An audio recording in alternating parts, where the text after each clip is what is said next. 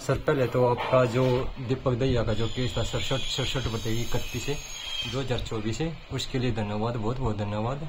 कोई चक्कर नहीं। सर पहले मैं ये जानना चाहता हूँ, पहले मेरा सवाल ये है, जो 5 तारीख को अपना जो केस रिजर्व रखे हुए थे उस दिन कुछ ब्रीफ करना चाहोगे सर, क्या हुआ था?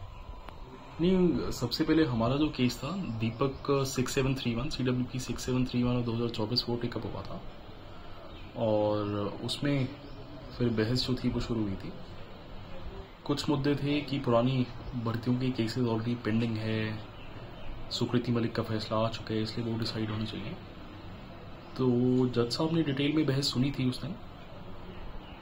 हरियाणा सरकार की तरफ से भी वकील पेश थे AG ऑफिस में जो हैं, और ये सब सुन के उन्होंने अब 5 को फैसला रिजर्व किया था, 5 मार्च को, और अब जो है उसका फैसला आया है 22 को।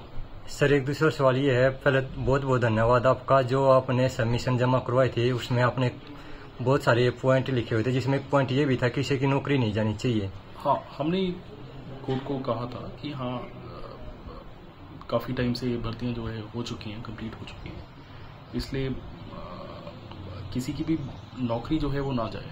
हमने सबमिशन ये की थी,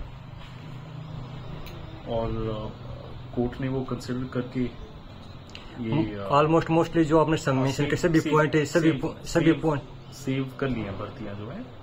हाँ जी, सभी पॉइंट जो आपने सबमिशन में दिए थे ऑलमोस्ट जजमेंट में वही सभी पॉइंट है सर। हाँ, सबमिशन हमने ये सारी ओरली किए थे कि ये सारी चीजें कंसिडर होनी चाहिए, और वो कंसिडर हुए, और नौकरियां जो है पिछली वो बचा ली गई हैं।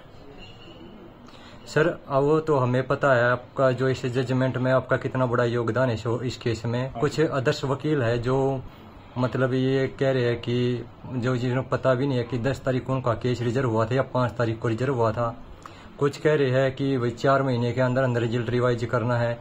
वो तो सर आपने पहले हमें इन्फॉर्म कर दिया था उसी टाइम जजमेंट आने के बाद कि ऐसे ऐसे होगा कि कोई बच्चा नहीं हटेगा। तो इसके बारे में सर आप नहीं, जजमेंट मतलब वो प्रोनाउंसमेंट होने के बाद प्रोनाउंसमेंट हुई, आपने बिल्कुल सटीक जानकारी दी थी सर। हाँ, प्रोनाउंसमेंट ओपन कोर्ट में हुई थी, और ये जो डायरेक्शंस जो जजमेंट में है 22 मई को ये मॉर्निंग में जज साहब ने बता दी थी कि रिजल्ट्स जो हैं रिवाइज होंगे, 3 महीनों में रिवाइज होंगे, और पुरानी भर्तियां जो है वो सेव रहेंगी, उनको फ्यूचर वैकेंसीज के अगेंस्ट एडजस्ट किया जाएगा। ये जज साहब ने प्रोनाउंसमेंट के टाइम पे ओपन कोर्ट में बता दिया था। सर जो ये अपना ऑर्डर आया, ये 22 मई को ऑर्डर जजमेंट आई है, इसके बारे में आप क्या कहना चाहेंगे सर? इस पे मतलब कब से इफेक्टिव है ये, और कि मतलब क्या आगे इसमें जजमेंट जो मेरी अंडरस्टैंडिंग है वो ये है कि 2019 में जो एडवर्टाइजमेंट्स आई थी, और खासकर वो जो 11/6/2019 की नोटिफिकेशन पे जो बेस थी, सोशल इकोनॉमिक्स 11/6/2019 11/6/2019 की जो नोटिफिकेशन थी, वो भर्तियां इससे अफेक्ट होंगी जो उस पर बेस थी।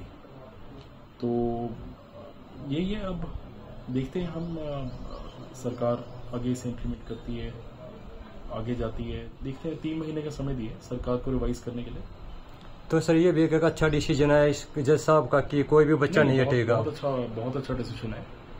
सबके राइट्स जो हैं वो प्रोटेक्ट कर लिए गए हैं। जो भर्तियां ऑलरेडी जो लोग लगे हुए थे उनको प्रोटेक्ट किया है जजमेंट ने, तो काफी लैंडमार्क जजमेंट है उस सेंस में। सर कुछ साथी ये कह रहे कि जो सोशल इकोनॉमिक्स की जो पॉलिसी थी वो 2018 से गवर्नमेंट ने स्टार्ट की थी। नहीं, इसमें कंसिडर जो की है सरकार की वो 11/6/2019 की नोटिफिकेशन की है, उससे पहले की नोटिफिकेशन नहीं कंसिडर की। अगर सर उसमें को चैलेंज किया जा सकता है 2018 की पॉलिसी को? चैलेंज किया जा सकता है कि 19 की पॉलिसी जो है वो सेटिसाइड हो चुकी है, 18 की पॉलिसी जो है वो भी सेटिसाइड होनी चाहिए, बट देखते हैं अभी उसमें सरकार आगे क्या पता खुद ही इम्प्लीमेंट कर दे 18 की भर्ती को। तो सर एक आखिरी सवाल ये है कि जो अपना जो जजमेंट आया है इसको आप किस नजरिए से देखते हो?